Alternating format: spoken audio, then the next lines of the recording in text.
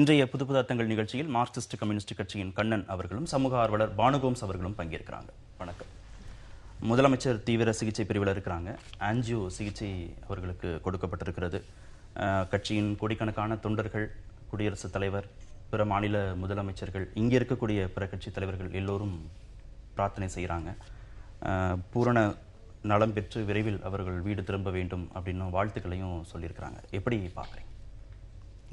Marxist கட்சியும் தமிழ்நாட்டினுடைய முதல்வர் மாண்புமிகு முதல்வர் ஜெயலலிதா அவர்கள் விரைவில் நலம் பெற்று திரும்ப வேண்டும் அப்படிங்கிற விஷயத்தை சொல்லிக்கிறோம்.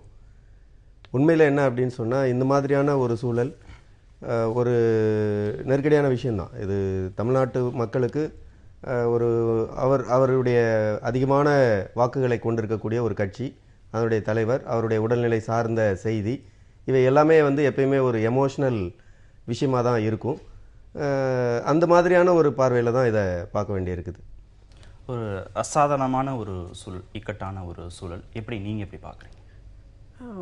உண்மையில் மக்களின் அன்பை பெற்ற தலைவர், ஒரு தமிழக அரசியல் சூழலை பொறுத்தளவில் மிகப்பெரிய அதிக ஆதரவு தளத்தை கொண்ட ஒரு தலைவர், அப்படி சிட்டிங் சிஎம்ஆர். இது எல்லா கோணங்கள்லேருந்தும் பார்க்கும்போது அவருக்கான உடல்நலக் குறைவுங்கிறது மிக அதிக நாட்களாக அவர் அப்பலோவில் இருக்கிறாரு. அப்போ இதெல்லாம் தொடர்ந்து பார்க்கும்போது இது ஏற்படுத்துகிற அந்த டென்ஷன், அழுத்தம் மக்கள்கிட்ட இருந்துக்கிட்டே இருக்குது. அப்போது ஏதோ ஒரு வகையில் அவர் சீக்கிரம் குணப்பெற்று வரணுங்கிறது தான் எல்லாருடைய பிரார்த்தனை. ஆனால் நிர்வாக ரீதியாக அப்பப்போ ஒரு மக்களை அமைதிப்படுத்தக்கூடிய, இல்லை அவர்களுக்கான தகவல்களை தொடர்ந்து சொல்லக்கூடிய ஒரு இதில் ஒரு சின்ன கேப் இருக்கிறதா நான் பார்க்குறேன். நிச்சயமா தேவையான அளவு அவங்க கொடுத்துட்டு தான் இருக்கிறாங்க. மருத்துவமனை நிர்வாகம் தரப்புலையும் அரசு தரப்புலையும். மருத்துவமனை நிர்வாகம் இல்லை, அரசு நிர்வாக தரப்புல நீங்க எதிர்பார்க்குறீங்க அது மாதிரி கொடுக்கணும் அப்படிங்கிறது உங்களுடைய பார்வை.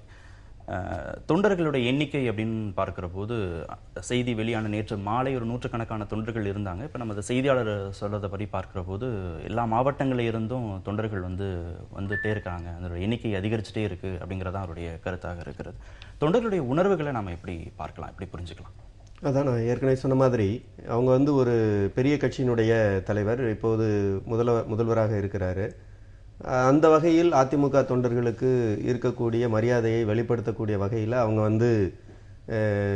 ஒருவேளை ஒரு பெரிய அளவில் ஒன்று சேர்ந்து ஒரு பிரார்த்தனை நடத்தலாம் அப்படின்னு கூட இருக்கலாம், அல்லது வேறு ஏதாவது ஒரு விதமான ஒரு எதிர்பார்ப்பை வெளிப்படுத்தக்கூடிய விதத்தில் பார்க்கலாம்.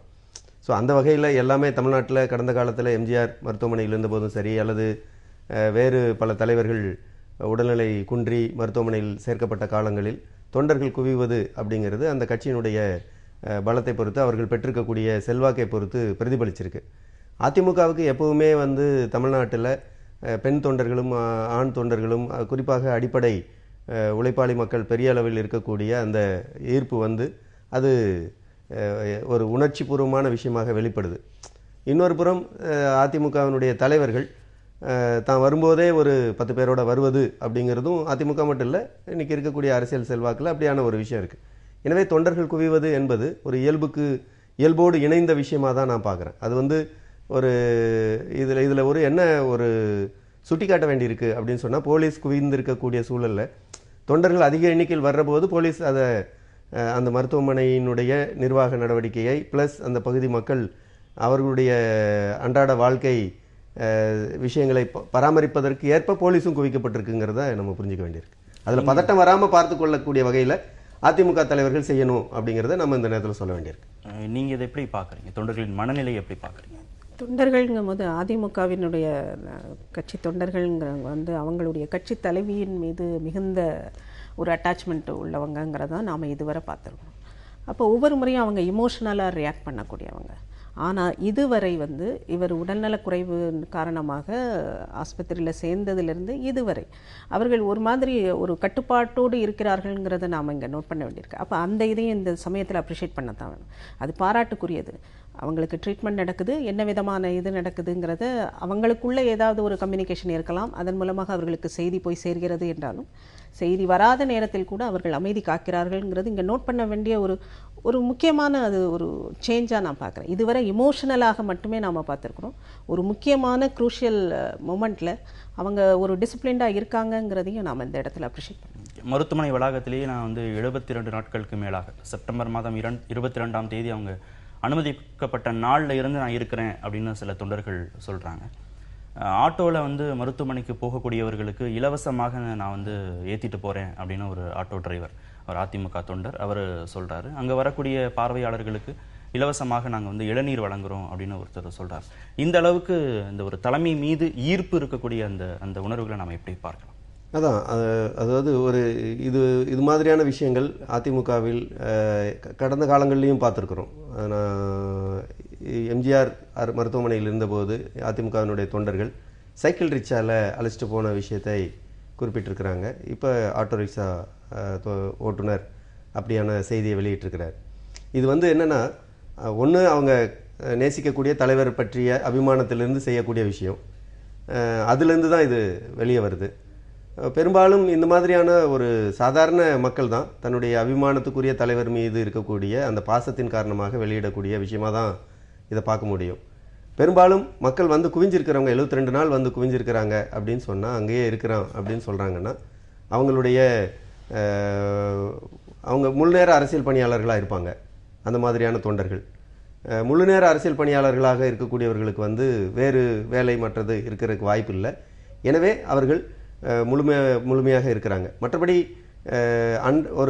கிட்டத்தட்ட ஒரு 11 அறிக்கை ஏற்கனவே வந்திருக்கு. நேற்றைக்கு வந்த அறிக்கை 12வது அறிக்கை அப்படின்னு சொல்கிறோம், அப்பல்லோவிலிருந்து வெளியிடப்பட்ட அறிக்கை. இப்போ இந்த விஷயங்கள் வந்து தொடர்ந்து அதிமுகவினுடைய செய்தி தொடர்பாளர்கள், பொன்னையன் உள்ளிட்டு வேறு சில செய்தி தொடர்பாளர்கள் கடந்த காலங்களில் பத்திரிகையாளர்களை சந்திப்பது, அதன் மூலமாக செய்திகளை வெளியிடுவது என்பது இருந்ததுனால அதிமுக தொண்டர்கள் ஒரு முன்னேற்றம், அது சார்ந்து அப்பல்லோ மருத்துவமனையினுடைய உடல்நிலை ஏற்பட்டிருக்கக்கூடிய அவங்களுடைய அறிக்கை, இதெல்லாம் வந்து முதல்வருடைய உடல்நிலையில் ஏற்பட்டிருக்கக்கூடிய முன்னேற்றம் சார்ந்த செய்திகள் வந்ததுனால தொண்டர்கள் அவங்களுடைய அன்றாட வேலையை நோக்கி போயிருப்பாங்க. அதனால் வந்து கடந்த காலங்களில் ஒரு கட்டுப்பாடு அப்படிங்கிற விஷயம் முன்னுக்கு வந்திருக்கு. இப்போ நேற்றைக்கு வெளியிட்டிருப்பது ஒரு திடீர் நிகழ்வாக இருப்பதனால ஒரு சாதாரணமாகவே உணர்ச்சி வயப்பட்ட தொண்டர்கள் மத்தியில் இந்த செய்தி வந்து கூடுதல் உணர்ச்சியை உருவாக்கக்கூடியதாக தான் இருந்திருக்கும். அந்த வகையில் இந்த உணர்ச்சி கொந்தளிப்பை கட்டுப்படுத்தக்கூடிய வகையிலும் நிர்வாகம் இதான் இப்போ நீங்கள் சொன்ன மாதிரி, செய்தியாளரும் சொன்ன மாதிரி, மருத்துவ அறிக்கையை அப்பல்லோ உடனடியாக வெளியிடுவது என்பது தேவைப்படுகிறது.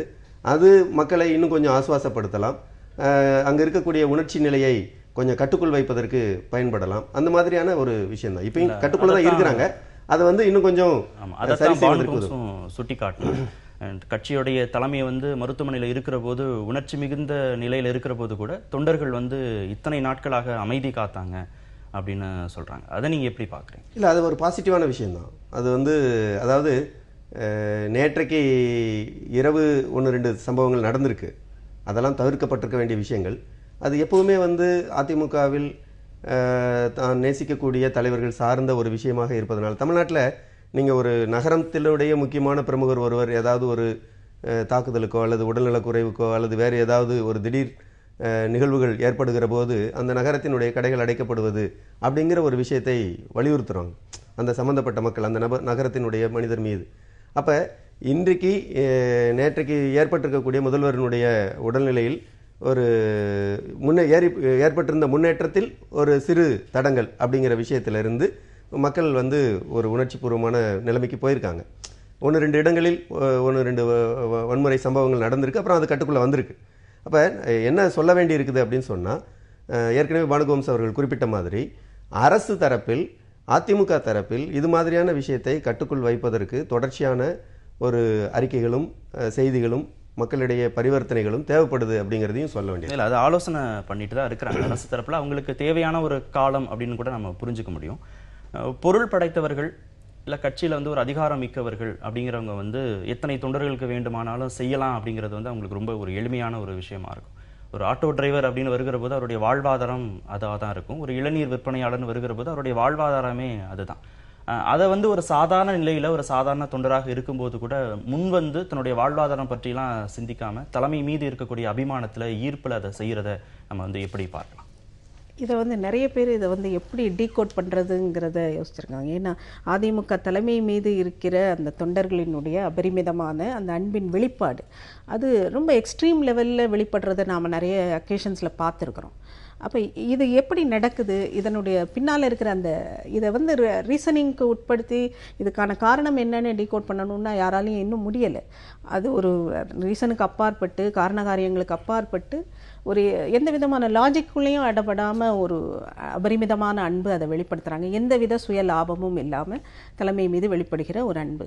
நாம் தொடர்ந்து அவங்க பூஜைகள் அந்த இதெல்லாம் பண்ணுறது ஒரு பக்கம்னா, இன்னொரு பக்கம் அவர் கடந்த காலத்தில் அவர் மீதான அன்பின் காரணமாக இறந்து போனவர்கள்ங்கிற ஒரு லிஸ்ட், பெரிய லிஸ்ட்டை நாம் பார்த்தோம்.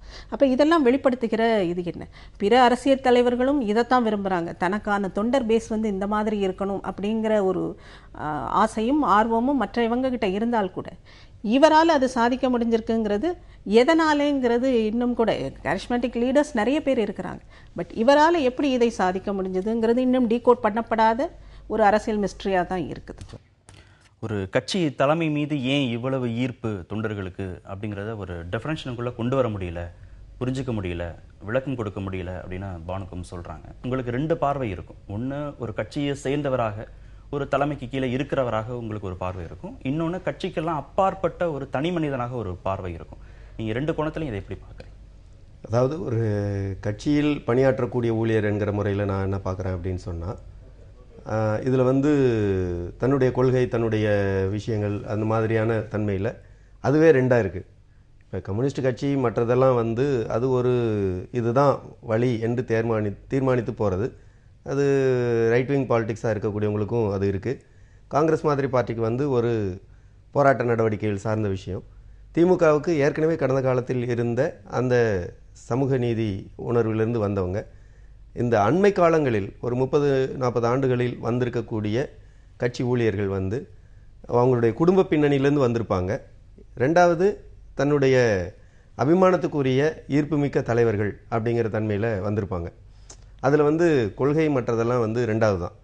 ஒரு முழு நம்பிக்கை தான் வச்சுருப்பாங்க. நம்பிக்கை சார்ந்த விஷயமாக தான் அதில் இருக்குமே ஒழிய கொள்கை மற்றதெல்லாம் வந்து 2வது விஷயமா இருக்கும்.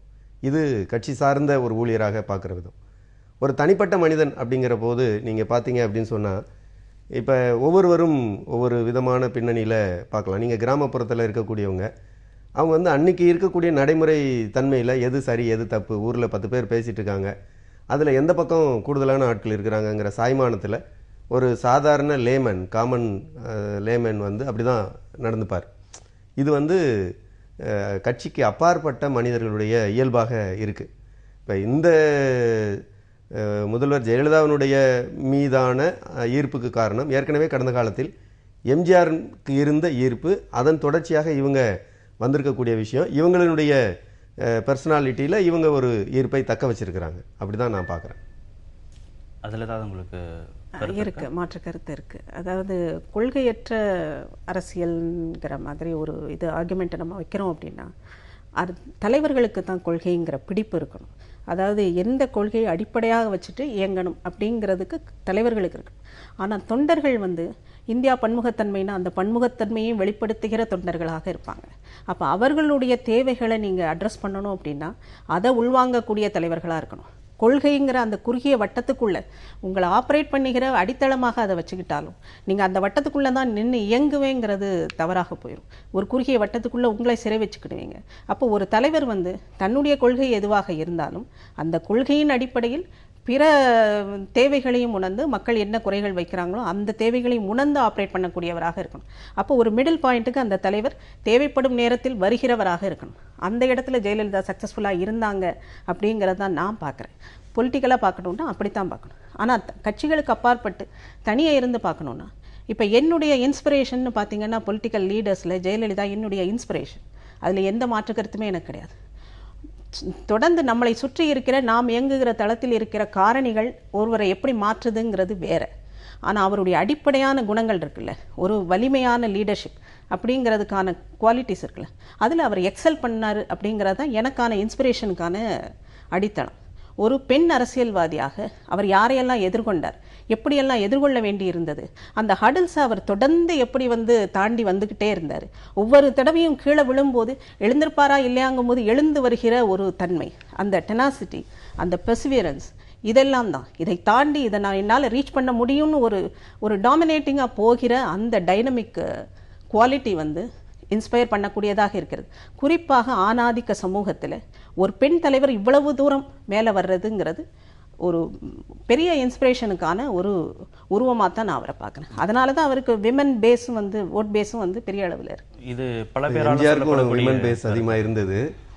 என்ன விஷயம்னா, கொள்கை என்பதை வந்து ஒரு குறுகிய வட்டத்துக்குள்ளே அடைக்கிறதுனால தான் அரசியல் வந்து ஒரு இன்னும் அடுத்த கட்ட வளர்ச்சிக்கு போகாமல் இருக்கு. நான் வந்து அரசியல் தரந்தாழ்ந்துருச்சுன்னெலாம் சொல்ல மாட்டேன். அரசியல் தொடர் வளர்ச்சியை நோக்கி போகணும். ஒரு சுழலேணி மாதிரி மேலே ஏறி போயிட்டே இருக்கணும். அப்படி போகிறதுல கொள்கையை வந்து நீங்கள் ஒரு சுருங்கிய வட்டத்துக்குள்ளே அடைச்சிட்டிங்கன்னா அது சுழலேணி மாதிரி மேல் நோக்கி போகாது. கொள்கை என்பது எல்லாரும் அரசியலில் ஈடுபடக்கூடிய எல்லோரும் அதை பின்பற்றக்கூடியதாக மாறணும். அந்த வகையில் அது வந்து டெவலப் ஆகணும்னு நான் நினைக்கிறேன் அவங்க சொன்ன கருத்துக்கு. ஆனால் அடுத்த விஷயத்தில் வந்து பார்த்தீங்க அப்படின்னு சொன்னால், இன்றைக்கி வந்து ஜெயலலிதா மீது ஒரு பெண் என்கிற முறையில் ஒரு மிகப்பெரிய ஒரு பெண் தலைவர் தமிழ்நாட்டில் இந்தியாவில் சாதிக்கக்கூடிய விஷயங்கள் அப்படின்னு பார்த்தா ரொம்ப சொற்பமான தலைவர்கள் தான் அந்த மாதிரியான சாதனையை நிகழ்த்தியிருக்கிறாங்க. பொதுவாக அரசியலில் ஒரு செல்வாக்கு இல்லாத குடும்பத்திலேருந்து வரக்கூடிய யாராக இருந்தாலும் நீங்கள் வந்து அரசியலில் நிற்பது அப்படிங்கிறது ஒரு கேள்வி தான். பணம் இல்லாத ஒருத்தர் வந்து நிற்கிற போது ஒரு கேள்வி தான். அடுத்து பெண் அப்படின்னு வந்து நிற்கிற போது ஒரு கேள்வி தான். சமூக ரீதியாக வந்து நிற்கிற போது ஒரு கேள்வி தான்.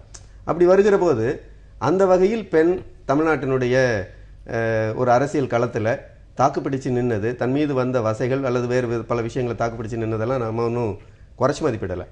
அதே நேரத்தில் இன்னும் செயல்பட்டிருக்கலாம் என்கிற கருத்து எங்களுக்கு உண்டு. அது விமர்சனங்கள். அந்த விமர்சனத்துக்கும் இந்த நிகழ்வுக்கும் சம்மதம் கிடையாது. இன்னைக்கு நாங்கள் என்ன பார்க்குறோம், எங்களுக்கு 1000 விமர்சனம் இருக்கலாம். ஆனால் ஒரு அரசியல் தலைவர் என்கிற முறையில் அவர் விரைவில் குணம்பெற்று வர வேண்டும் என்பது எங்களுடைய கருத்து. அந்த மன உறுதி தான் உங்களை இத்தனை நாட்கள் மருத்துவமனையில் வந்து தன்னம்பிக்கையோட இருப்பதற்கான சூழலை ஏற்படுத்தி இருக்கு. 2 மீடியா ஒர்க் ஆகிட்டே இருக்கு. முதலமைச்சர் ஜெயலலிதா மருத்துவமனையில் அனுமதிச்ச அந்த நொடி தொடங்கி 2 மீடியா ஒர்க் ஆகிட்டே இருக்கு. ஒன்று மெயின் ஸ்ட்ரீம் மீடியா, இன்னொன்று social media. Main stream media ஒன்றுன்னு நம்ம பேசலாம். மெயின் ஸ்ட்ரீம் மீடியா எப்படி செயல்படுது அப்படின்னு நீங்கள் பார்க்குறீங்க? அது மீதான கருத்துக்கள், அது கொண்டு போய் சேர்க்கக்கூடிய கருத்துக்களை நீங்கள் எப்படி பார்க்குறீங்க? இல்லை, மெயின் ஸ்ட்ரீம் மீடியா இந்த விஷயத்தை பொறுத்த அளவில் கொஞ்சம் ரெஸ்பான்சிபிளாக தான் ஆக்ட் பண்ணுறாங்க அப்படின்னாங்க. ஏன்னா செய்திகளை வந்து பரபரப்புக்காக உடனே வந்து அப்படி இருக்கலாம் இப்படி இருக்கலாங்கிற மாதிரியான தவறான செய்திகள் எதையும் போடலை. ரொம்ப ஜாக்கிரதையாகத்தான் செய்திகள் வந்து வெளியிடப்படுகின்றன மெயின் ஸ்ட்ரீம் மீடியாவில். வதந்திகளுக்கு இடமே கொடுத்துறாம அந்த வதந்திகளை அந்த செய்தியிலேருந்து பரப்புவதற்கான ஒரு சின்ன இது கூட அந்த செய்திகளில் இல்லை, மிக கவனமாக பரப்பப்படுகிறது முதலமைச்சர் கொடுத்த செய்திகள். இரண்டாவது இதில் என்ன பார்க்குறேன் அப்படின்னா, மெயின் ஸ்ட்ரீம் மீடியா இப்படி கொடுத்தாலும் இன்னொரு பக்கம் பேரலாக சோஷியல் மீடியா இயங்கிக்கிட்டே இருக்கும்போது அதில் வதந்திகளுக்கான இடம் வந்து பெரிய அளவில் அது ஃபெர்டைல் கிரவுண்டு, வதந்திகளுக்கான ஃபெர்டைல் கிரவுண்ட். அப்போ அந்த இடத்துலேருந்து வருகிற செய்திகள் ஏற்படுத்துகிற தாக்கம், அது பரப்புகிற வதந்திகள், அதன் மூலமாக அதை பேஸாக வச்சு ரியாக்ட் பண்ணுகிற மக்கள், இதையே பார்க்கும்போது நிர்வாக ரீதியாக இப்போ சிஎம் இன்சார்ஜ்னு இருக்கிற அதிமுகவின் பொறுப்பில் இருக்கிற ஓபிஎஸ் ஏதோ ஒரு ஸ்டேட்மெண்ட் கொடுக்கலாம். இந்த மாதிரி முதலமைச்சருக்கு இந்த மாதிரி இருக்குது, நாங்கள் போய் பார்க்குறோம், என்னங்கிறத நாங்கள் சொல்கிறோம். அது காடஸுக்கான பொலிட்டிக்கல் ரீதியான அந்த கட்சியை சேர்ந்த காடஸுக்கான ஒரு மெசேஜாக இருக்கும். இதுவரை அந்த மாதிரி ஒன்று வரலைங்கிறது ஒரு மிஸ் தான். அது வந்து நடந்திருக்கணுங்கிறது தான் என்னுடைய அபிப்பிராயம். அதே நேரம் கவர்னர் வந்து இவ்வளவு லேட் ஆக்க வேண்டாம். அது என்ன செய்தியை வேணாலும் அவர் சொல்லட்டும். ஆனால் அதற்கு முன்னால் நேற்று சாயங்காலத்திலேருந்து இந்த செய்தி வந்து வந்துக்கிட்டே இருக்குது. அப்போ ஏதோ ஒரு வகையில் அமைதிப்படுத்தக்கூடிய, நாங்கள் பார்க்குறோம், நாங்கள் போகிறோம், இந்த மாதிரி என்னங்கிறத நாங்கள் அறிஞ்சிட்டு உங்களுக்கு சொல்கிறோம், ஒரு சின்ன இதை வந்து மெசேஜை வந்து நேரடியாக சொல்ல வேண்டிய ஒரு. அப்போ 2 தலைமைகளும் இந்த இடத்துல இன்னும் சொல்லலைங்கிறது ஒரு மிஸ்ஸாக தான் நான் பார்க்குறேன். நிர்வாக ரீதியாகவும் பொலிட்டிக்கல் ரீதியாகவும் கவர்னர்ட்டனுமே வந்திருக்கணும். இந்த 2மே வரல. அது லேட் ஆக என்னென்னா, காடஸ் வந்து ரொம்ப டிசிப்ளின்டாக இருக்காங்க, அதை சொல்ல முடியாது. 1-2 சம்பவங்கள் அவர் நேற்று சொன்னார். ஆனால் அந்த 1-2 சம்பவங்கள் கூட இந்த மாதிரியான ஒரு வதந்திகள்லேருந்து வருதுங்கும்போது அதை நிறுத்துவதற்கு நிர்வாக ரீதியாக இன்னும் வரலைங்கிறது ஒரு மிஸ்ஸாக தான் நான் பார்க்குறேன். அதாவது மெயின் ஸ்ட்ரீம் மீடியா வந்து நிறுவனங்கள் சார்ந்தது, அதுக்கு ஒரு நிர்வாக பொறுப்பு இருக்குது. சோசியல் மீடியா வந்து தனி மனிதர் சார்ந்தது, அதில் வந்து நிர்வாக பொறுப்பு இருக்கிறதுக்கு சூழல் இல்லை. அவர் தான் நினைக்கக்கூடிய கருத்தை பகிர்ந்துக்கிறார். முதல்வருடைய உடல்நிலை குறித்து 1 மாதத்துக்கு முன்பு சிலர் கைது செய்யப்பட்டது, சிலர் இது பண்ணப்பட்டது, இதெல்லாம் வந்தது. அப்போ இதற்கு இடம் தராமல் நிர்வாக நடவடிக்கைகள் வேணும். சமூக ஊடகங்கள் அப்படிங்கிறது இனிமேல் நீங்கள் வந்து கட்டுப்படுத்துவீங்களா? அப்படி கட்டுப்படுத்த முடியாது. அது வந்து ஒரு குறிப்பிட்ட எல்லையை தாண்டி போய்கிட்டு இருக்கு. அது தொடர்ந்து பயணிக்கக்கூடிய ஒரு விஷயமா இருக்கும். அதை எப்படி சரிப்படுத்துவது, நெறிப்படுத்துவது என்பது தான் ஒரு சமூக வழிகாட்டுதலாக இருக்க முடியுமே ஒழிய அதை வந்து நீங்கள் கட்டுப்படுத்த முடியாது.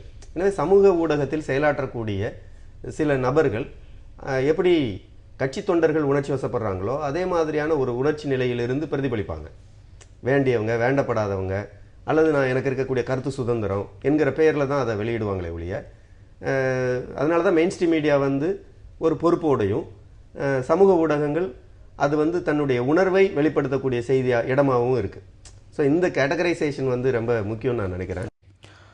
பள்ளி கல்லூரிகளுக்கு இன்று விடுமுறை அப்படின்னு முதல்ல செய்தி பரவுச்சு. அப்புறம் பள்ளி கல்வித்துறை அமைச்சர் மாஃபா பாண்டியராஜன் வந்து அதை மறுத்தார். தொலைக்காட்சி நிறுவனங்களுடைய செய்தி ஆசிரியர்களின் ப்ரெஸ் மீட் வந்து 12:15 மணிக்கு அப்படின்னு சரியாக நேரெல்லாம் போட்டு வாட்ஸ்அப்பில் செய்தி வந்தது. அதுலேயும் உண்மைத்தன்மை இல்லை. நீங்கள் இரு தரப்புலையுமே, 2 பேருமே நீங்கள் கருத்துக்களை வைக்கும்போது நிர்வாக தரப்பில் சொல்லியிருக்கணும் அப்படின்னா இதெல்லாம் குறைச்சிருக்கலாம் அப்படின்னா, என்ன விளக்கம் சொன்னாலும் அரசு தரப்பில் போய் விளக்கம் சொல்கிறாங்க, மருத்துவமனை நிர்வாக தரப்பில் விளக்கம் சொல்கிறாங்க, மத்திய அமைச்சர்கள் போய் பார்க்குறாங்க, பிற கட்சி தலைவர்கள் போய் பார்க்குறாங்க, அவ்வளோ பேரும் ஊடகங்கள் மூலமாக மக்களுக்கு செய்தி சொல்கிறாங்க. ஆனாலும் வதந்தியை பரப்புகிறவர்கள் அப்படிங்கிறவங்க வந்து ஒரு தளத்தில் தொடர்ந்து இயங்கிட்டே தான் இருக்கிறாங்க. உண்மைக்கு மாறான செய்திகளை தொடர்ந்து சொல்லிகிட்டே தான் இருக்கிறாங்க. அப்போது பொதுமக்களுக்கு இல்லை இந்த மாதிரியான செய்திகளை பரப்புகிறவர்களுக்கு வந்து கூடுதலாக ஒரு பொறுப்புணர்வு வேணும். ஏன்னா எல்லார்ட்டையும் செல்ஃபோன் இருக்குது அப்படின்னா எல்லாருமே ஒரு செய்தியாளராக அங்கே வந்து மாறக்கூடிய ஒரு சூழல் இருக்குது. ஒரு நொடியில் எல்லோருட்டையும் கொண்டு போய் சேர்க்க முடியுங்கிற பட்சத்தில் அவங்கள்ட்ட ஒரு கூடுதல் பொறுப்புணர்வு வேணும் அப்படின்னு எடுத்துக்கலாம். ஏன்னா வதந்தினா நம்ம இங்கே மட்டும் பார்க்கல, நடிகர்கள் பற்றி வதந்திகள் வருது, பல்வேறு அரசியல் கட்சி தலைவர்கள் பற்றி அப்பப்போ வதந்திகள் வருது, அவங்களும் போய் காவல்துறை ஆணையரை சந்தித்து புகார் கொடுக்குறாங்க. அப்போ அதை பயன்படுத்துகிறவர்கள் தரப்பில் ஒரு பொறுப்புணர்வோடு செயல்படணும்னு எடுத்துக்கலாம். இல்லை, மற்ற வதந்திகளை விட்டுருவோம். இந்த குறிப்பிட்ட விஷயத்தில் வதந்திகள் பரவுதுங்கிறது ஒரு பக்கம் இருந்தாலும், அதிமுக அமைச்சர்கள் பூரா அப்பல்லோவில் வந்து பார்த்தது, ராஜ்நாத் சிங் அறிந்தது, கவர்னர் வந்து மகாராஷ்டிரா மும்பையிலேருந்து உடனடியாக வந்தது, லண்டன் மருத்துவர் ஆலோசனையின் பேரில் இங்கே ட்ரீட்மெண்ட் நடக்கிறது, அப்பல்லோவிலிருந்து வந்த மருத்துவ அறிக்கை, அந்த சின்ன அறிக்கை, அவருக்கு வந்து கார்டியாக் அரெஸ்ட்டு, அதுக்கான இதை வந்து நாங்கள் ட்ரீட்மெண்ட் கொடுக்குறோம், இது எல்லாம் உண்மையான செய்தி, இதில் மாற்று இல்லை. அப்போ இவ்வளவு பரபரப்பு நடக்குது அப்பல்லோவை சுற்றி, அவர் சிட்டிங் சிஎம், அவருடைய உடல்நிலைக்கு என்ன ஆச்சுன்னு. அப்போ கார்டியாக் அரெஸ்ட்னு சொல்லும்போது அது ஏற்படுத்துகிற உணர்வு இதெல்லாம் உண்மையானது. அப்ப இதை வந்து நீங்க ஒரு இதெல்லாம் நடக்குதுன்னு யார் சொல்றா? மெயின் ஸ்ட்ரீம் மீடியா சொல்லுது. இப்போ மெயின் ஸ்ட்ரீம் மீடியாவை தானே நம்பணும். மெயின் ஸ்ட்ரீம் மீடியா தான் எல்லாத்தையும் சொல்லிட்டு இருக்கு. அப்போ அதில் நடக்கிறது எல்லாமே உண்மைங்கிற போது இவர்கள் அதிலிருந்து கிளை கதைகளாக எடுத்து தகவல்களை பரப்ப வேண்டிய ஒரு நிர்பந்தமே இல்லையே. மெயின் ஸ்ட்ரீம் மீடியா சரியாக தகவல்களை சொல்கிற போது அதை அவங்க முழுமையாக அவங்க வந்து ட்ரஸ்ட் பண்ணலாம். வதந்தி பரப்புறவங்களை விட்டுருங்க, இந்த செய்தியை பார்ப்பவர்களுக்கு என்ன உணர்வு வரும்? முதல்வருக்கு என்ன ஆச்சுன்னு தெரியல, கார்டியாக் அரெஸ்ட், எல்லாருக்குமே ஹார்ட் அட்டாக்குக்கும் கார்டியாக் அரெஸ்ட்டுக்கும் உள்ள வித்தியாசங்கள் எல்லாருக்குமே தெரியும்.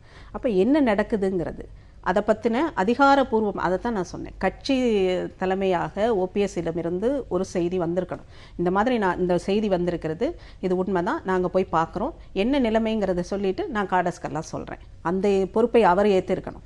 அது மக்கள்கிட்ட போய் காடஸ் தாண்டி மக்கள்கிட்டையும் போய் சேர்ந்திருக்கும். பொலிட்டிக்கல் ரீதியாக, நிர்வாக ரீதியாக கவர்னர் வந்து உடனடியாக ஒரு சின்ன அறிக்கையை வந்து கொடுத்துருக்கோம். அவ்வளவு செஞ்சிருந்தாலும் ஒரு உள்நோக்கத்தோடு செயல்படுகிறவர்கள் அப்படிங்கிற தரப்புல தான் நம்ம பேசுறோம். நீங்க எவ்வளவு விளக்கங்கள் கொடுத்தாலும், நிர்வாக தரப்புல எவ்வளவு உச்சபட்சத்துல அதிகாரத்தில் இருக்கக்கூடியவங்க கொடுத்தாலும், வதந்தி பரப்புறது அப்படிங்கிறது வந்து ஒரு உள்நோக்கத்தோடு செயல்படக்கூடிய விஷயம். அதை நீங்க எப்படி பாக்குறீங்க? அது செஞ்சிருக்கணுங்கிறதுல மாற்று கருத்து இல்லை, அதுல விமர்சனங்கள் இருக்குங்கிறதெல்லாம் வேற. ஆனா அதை தாண்டி நான் அதை வந்து கேட்கிறேன். நீங்க மெயின் ஸ்ட்ரீம் மீடியாலேயே சில காலம் இருக்கு. இப்போ காட்சி ஊடகத்தில் அது இல்லை, அச்சு ஊடகத்தில் சில காலம் இருக்கு. அது வந்து ஒரு குறிப்பிட்ட உளவு பிரிவினுடைய, காவல்துறையினுடைய உளவு பிரிவில் இருக்கக்கூடிய ஏதாவது ஒரு சில கசிவுகளை எடுத்து வைத்து செய்தியை கொண்டு வருவது. அது ஃபோர்ட்நைட் வீக்லி ஜேர்னல்லையும் இருக்குது, டெய்லி பத்திரிகையிலையும் இருக்குது, இன்னும் சில பத்திரிகைகளில் இருக்குது. இப்படி பேசிக்கிறாங்க அப்படின்னு சொல்லி 1-2 இடத்துல இருக்குது. ஸோ இந்த விஷயங்களை, இது எங்கிருந்து வருது அப்படின்னு சொன்னால் அதிகார மட்டத்திலிருந்து ஏற்படுகிற கசிவு தான். இதை மெயின் ஸ்ட்ரீம் மீடியா அங்கங்கே அவ்வப்போது ரெஃப்ளெக்ட் பண்ணுது. ஆனால் இது வந்து ஒரு கால இடைவெளி கழித்து தான், இன்னைக்கு காலையில் வந்ததுன்னு நாளைக்கு தான் வரும். வார பத்திரிக்கைனா 2 வாரம், அந்த ஒரு வாரத்தில் 2 நாளில் 1 நாள் வரும். பட்டு சோசியல் மீடியா வந்து யார் இந்த செய்தியை முதலில் சொல்லுவதுங்கிற விஷயத்துக்கு அவர் தன்னை பொறுப்பாக்கிக்கிறார்.